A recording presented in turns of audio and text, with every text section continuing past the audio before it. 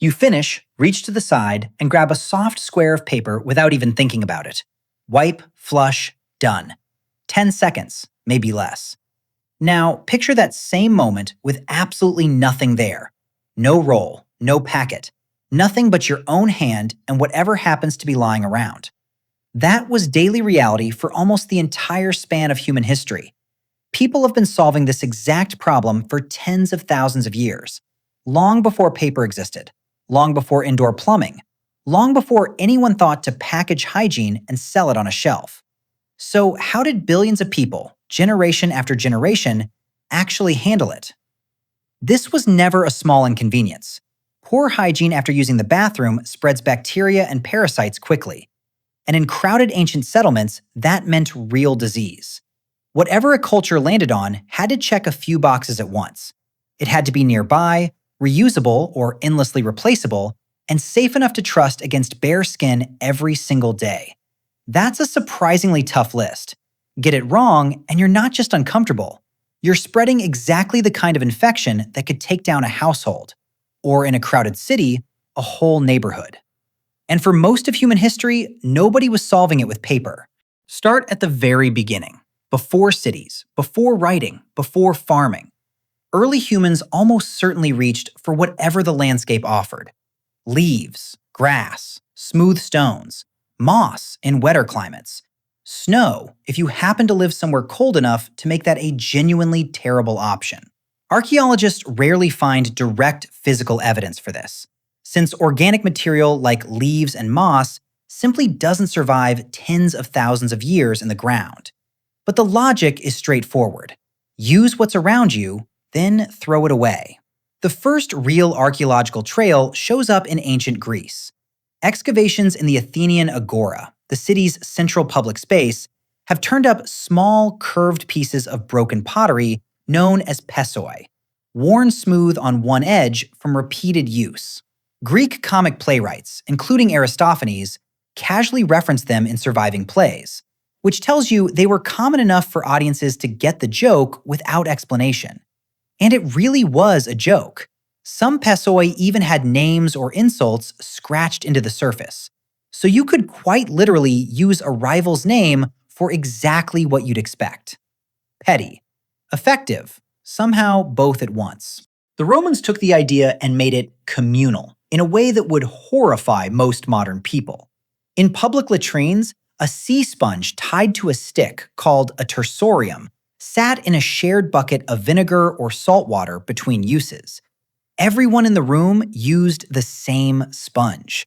The Roman philosopher Seneca even recorded a grim story in one of his letters about a captive gladiator who used a tersorium stick to end his own life rather than face the arena, which at least confirms the object existed and was exactly as unpleasant as it sounds.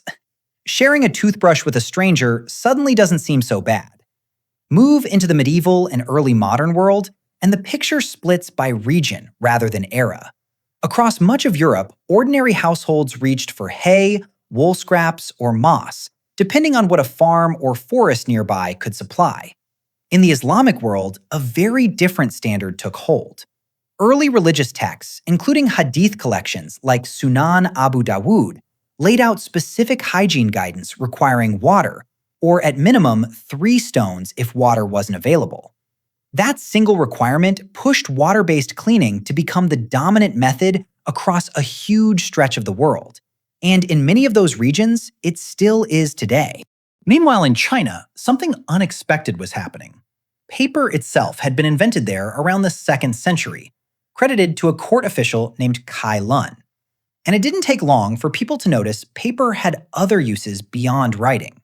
A 6th century scholar named Yan Zhetui wrote that he wouldn't dare use paper printed with the names of sages for hygiene purposes, which only makes sense if using ordinary paper that way was already common practice. A Muslim traveler named Abu Zaid al-Sarafi, writing around the year 851, documented visiting China and noted with some surprise that the Chinese didn't wash after using the toilet, but wiped with paper instead. China, it turns out, had a head start of several centuries over the rest of the planet. One more piece belongs in this same stretch of history. In France, sometime in the early 1700s, a new device started showing up in wealthy households. A low basin built specifically for washing after using the bathroom. Historians can't point to one single inventor, but the earliest documented references to a bidet appear in French furniture inventories from that period. And by the late 1700s, it had become fashionable enough that Queen Marie Antoinette reportedly owned one, listed among her personal furnishings at Versailles. It stayed a luxury item for the wealthy for a very long time. Everyone else was still working with hay and moss, which is a genuinely rough contrast to imagine happening in the same century. Jump to colonial and frontier America, and the solution gets delightfully practical. Dried corn cobs, split in half, were common in rural outhouses, simply because corn was everywhere and cobs were, structurally speaking, up to the job. Later, once mail-order catalogs started arriving by the thousands, pages from the Sears Roebuck catalog became an outhouse staple once the household had finished actually reading it. Soft paper, free, and delivered right to your door. Somewhere, an unknown catalog designer accidentally invented a second use case nobody put in the marketing copy. For most of history, that's where things stood. Regional, improvised, and completely unstandardized. But a genuine turning point was coming, and it would reshape one of the most private habits on Earth. In 1857, an American businessman named Joseph Gaiety launched something new, a commercially packaged product called Gaiety's Medicated Paper, sold in flat sheets and marketed as a health product infused with aloe. He was so confident in it that he printed his own name on every single sheet. It didn't sell especially well at first. People weren't exactly rushing to advertise a purchase like that at the general store. The real shift came decades later. In 1891, an inventor named Seth Wheeler, working in Albany, New York, patented the perforated toilet paper roll, the exact format that still sits in bathrooms today. Around that same period, the Scott Paper Company began mass-producing rolled paper, though early on they were so worried about the stigma that they sold it without their own name attached, distributing it under other companies' labels entirely. Imagine building a product that works perfectly and still being too embarrassed to put your name on the box. Once that stigma finally cracked, the growth was fast. Standardized, affordable, mass-produced paper meant hygiene no longer depended on geography, climate, or what happened to be growing nearby. It could be manufactured, shipped, and stocked anywhere plumbing existed, which mattered enormously as cities scaled up and indoor bathrooms became the norm rather than the exception. A private daily habit, dependent on ecosystem and region for thousands of years, quietly became one of the most standardized products on the planet. And yet, even now, the picture isn't as universal as it feels from inside a well-stocked bathroom. Widely cited industry estimates suggest a large share of the world's population, likely more than half, still primarily relies on water rather than paper, through bidets, hand rinsing, or dedicated washing stations. In much of the Middle East, South Asia, and parts of Europe, paper is a backup, not the default. So the ancient split between the water tradition and the wipe tradition never fully closed.